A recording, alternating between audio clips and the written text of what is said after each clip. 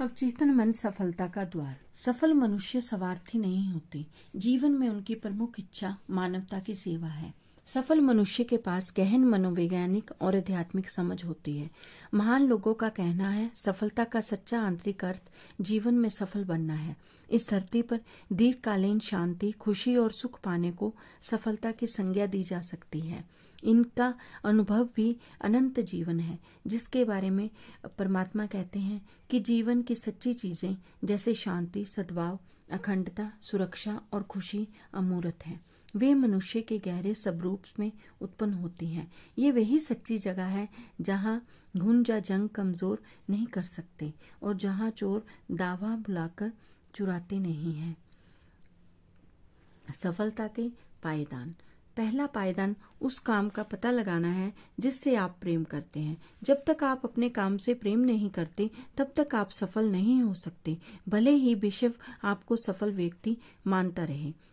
काम से प्रेम होने पर आपके मन में उसे करने की गहरी इच्छा होती है। यदि कोई मनोचिकित्सक बनने की इच्छा रखे और डिप्लोमा लेकर दीवार पर टांग दे तो वह काम पूरा नहीं हो जाता। उससे और आगे काम करना पड़ेगा। उसे दूसरे क्लिनिकों में जाना पड़ेगा और नवीनतम वैज्ञानिक जर्नल पढ़ना पड़ेगा, अर्थात उसको इंसानी कष्ट को कम करने के नवीनतम तरीकों के बारे में ज्ञान प्राप्त करना होगा, क्योंकि आपको रोगियों के हितों के सर्वोच्च प्राथमिकता देनी है। यदि ये शब्द पढ़कर आप सोचने लगे कि मैं पहला कदम नहीं उठा सकता क्योंकि मैं जानता ही नहीं कि मैं क्या करना चाहता हूँ, मुझे ये पता ही नहीं मैं किससे प्रेम करूं और मैं कोई क्षेत्र कैसे चुन सकता हूँ जिससे मैं प्रेम करूं, तो मार्गदर्शन के लिए इस तरह प्रार्थना करें। मेरी अवचेतन मन की असीमित बुद्धिमत्ता जीवन में मेरी सच्ची जगह मेरे सामने प्रकट कर रही है। इस प्रार्थना को धीरे धीरे सकारात्मक तरीके से और प्रेम से अपने अवचेतन मन के सामने दोहराएं। जब आप विश्वास और विश्वास से जुटे रहेंगे तो आपकी भावना, संकेत या किसी निश्चित दिशा में प्रवृत्ति के रूप में उत्तर मिलेगा। ये स्पष्टता और शांति से तथा आंतरिक मौन जागरूकता से आपके सामने प्रकट हो जाता है। सफलता का दूसरा पायदान। काम की किसी विशिष्ट शाखा में विशेषज्ञता प्राप्त करना ही उसमें उत्कृष्ट बनने की इच्छा रखना है। यदि कोई विद्यार्थी केमिस्ट्री के क्षेत्र को पेशे के रूप में चुनता है तो उसे इस क्षेत्र की किसी एक शाखा पर अपना ध्यान केंद्रित करना चाहिए और अपना सारा समय और ध्यान उसी चुने हुए क्षेत्र पर करना चाहिए ताकि वह उसका विशेषज्ञ बन जाए। उसके उत्साह के कारण वह अपने क्षेत्र से ज्यादा जानकारी प्राप्त करना चाहेगा, लेकिन संभव हो तो वह बाकी सबसे ज्यादा जानने की कोशिश करेगा। उसे अपने काम में बहुत उत्साहपूर्ण दिलचस्पी लेनी चाहिए और उसके मन में विश्व की सेवा करने की इच्छा भी होनी चाहिए। आप जानते हैं, जो सबसे महान है उसे सेवक बनना ही होगा। इस प्रकार उस मनुष्य के नजरिए में बहुत बड़ा विरोधाभास है जो जैसे तैसे आजीविका कमाना चाहता है, किंतु जैसे तैसे आजीविका कमाना सच्ची सफलता नहीं है। मनुष्यों के लक्ष्य ज्यादा महान, उदात्त और परोपकारी होने चाहिए। उन्हें दूसरों की सेवा करनी चाहिए और अपनी रोटी पानी भी कमानी चाहिए। सफलता का तीसरा पायदान सबसे महत्वपूर्ण है। आपको ये सुनिश्चित करना चाहिए कि जो आप करना चाहते हैं वह सिर्फ आपको ही सफल ना बनाए। आपकी इच्छा स्वार्थपूर्ण भी नहीं होनी चाहिए, इससे मानवता को लाभ होना चाहिए, सर्किट पूरा होना चाहिए, अर्थात आपका उद्देश्य विश्व की सेवा करना या लाभ पहुंचाना ही होना चाहिए। लेकिन आप सिर्फ अपने ही लाभ के लिए काम करें तो ये इस अनिवार्य सर्किट को पूरा नहीं करते। हो सकता है आप सफल नजर आए, लेकिन अपने आप जीवन में जो शॉर्ट सर्किट किया है वह आगे चलकर सीमा या बीमारी की ओर ले जा सकता है।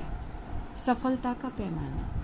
आप सोच रहे होंगे कि उस आदमी के बारे में क्या जिसके बारे में मैंने टीवी पर अभी खबरें देखी हैं। उसने तो धोखेबाजी करके शेयर बाजार से करोड़ों डॉलर कमाए, उससे ज्यादा सफल तो कोई हो ही नहीं सकता। और मुझे नहीं लगता कि वह मानवता को लाभ पहुंचाने का जरा सी भी परवाह करता होगा। ये मामले बहुत आम होते हैं, लेकिन हमें सावधानी से उनकी हकीकत समझनी होगी।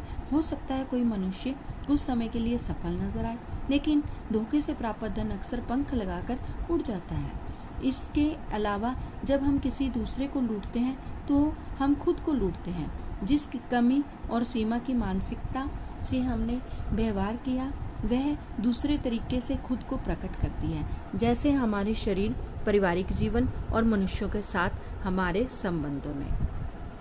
आप जानते हैं कि जो भी हम सोचते हैं वही होता है, हम जिसमें विश्वास करते हैं वही होता है।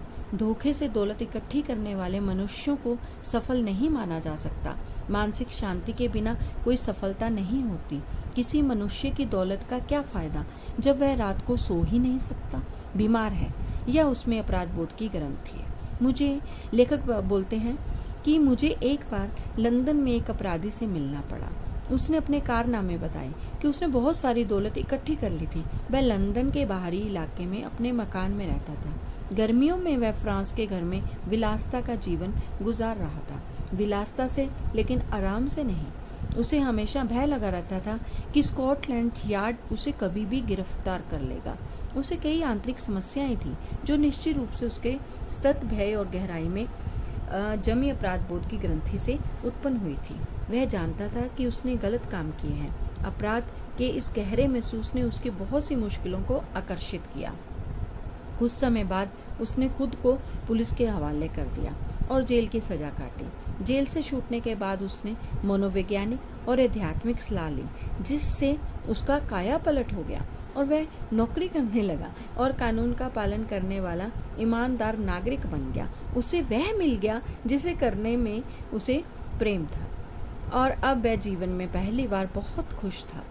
आपने देखा है कि एक सफल मनुष्य अपने काम से प्रेम करता है और खुद को पूरी तरह व्यक्त करता है। सफलता सिर्फ दौलत इकट्ठी करना नहीं है, ये तो इससे भी ऊंचे आदर्श पर निर्भर करती है। सफल मनुष्य वह है जिसने गहन मनोवैज्ञानिक और आध्यात्मिक समझ प्राप्त कर ली। आज के कई महान बिजनेसमैन सफलता के लिए अपने अवचेतन मन के सही उपयोग पर बल देते हैं। वे किसी आगामी प्रोजेक्ट को इस तरह देखते हैं जैसे वह पहले ही पूरा हो चुका हो। उसकी साकार तस्वीर देखने और अपनी प्रार्थनाओं के परिणाम को महसूस करने के बाद उनका अवचेतन मन उसी प्रोजेक्ट को पूरा कर देता है। इसीलिए आप किसी लक्ष्य को स्पष्टता से कल्पना कर सकें तो आपकी आवश्यक चीजें मिल जाएंगी। ये चीजें आपको अवचेतन मन की चमत्कारी शक्ति द्वारा ऐसे तरीकों से मिलेंगी जिनके बारे में आप कुछ जानते ही नहीं। आपको सफलता के पायदानों पर विचार करते समय अपने अवचेतन मन की रचनात्मक शक्तियों को कभी नहीं भूलना चाहिए। ये सफलता की किसी भी योजना में सारे कदमों के पीछे की शक्ति है। आपका विचार रचनात्मक है। विचार भावना के साथ मिलकर कल्पनावादी विश्वास बन जाता है और तुम्हारे विश्वास के अनुरूप तुम्हें दिया जाएगा। अब आपने समझ लिया होगा कि आपके अंदर एक प्रबल शक्ति है जो आपकी सारी इच्छाओं को साकार करने में सक्षम है। तो आपको आत्मविश्वास और शांति का एहसास होता है। आप चाहे जो भी काम करते हो, आपको अपने अवचेतन मन के नियम अवश्य सीखने चाहिए। जब आप जानते हैं कि अपने मन की शक्तियों को कैसे प्रयोग किया जाए, जब आप खुद को पूरी तरह अभिव्यक्त कर रहे हो तो अपनी प्रतिभा से दूसरों को लाभ पहुंचा रहे हो, तो आप सच्ची सफलता के अचूक मार्ग पर हो। लेकिन आप ईश्वर के काम या इसके किसी भी हिस्से से जुटे हैं तो ईश्वर आपके साथ हैं। ऐसे में कौन आपके खिलाफ टिक सकता है? धरती या आसमान? ऐसी कोई शक्ति नहीं है जो आपको सफलता तक पहुंचने से रोक सके।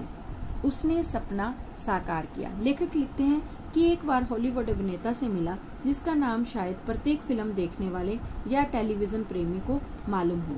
उसने मुझसे कहा कि वह मिडवेस्ट में एक छोटे से खेत में पला बड़ा था और उसका परिवार जैसे तैसे गुजारा करता था। उसके मनोरंजन का एकमात्र साधन पुराना ब्लैक एंड व्हाइट टीवी था जिस पर वे मुश्किल से 2 चैनल आते थे। लेकिन उसने अभिनेता बनने का सपना देखा। वह सपना उसके दिलो दिमाग पर हावी होता चला गया। उसने कहा कि जब वह बाहर खेतों में काम करता था तो खलिहान में गायों को वापस लाता था, तब भी वह सारे समय कल्पना करता था।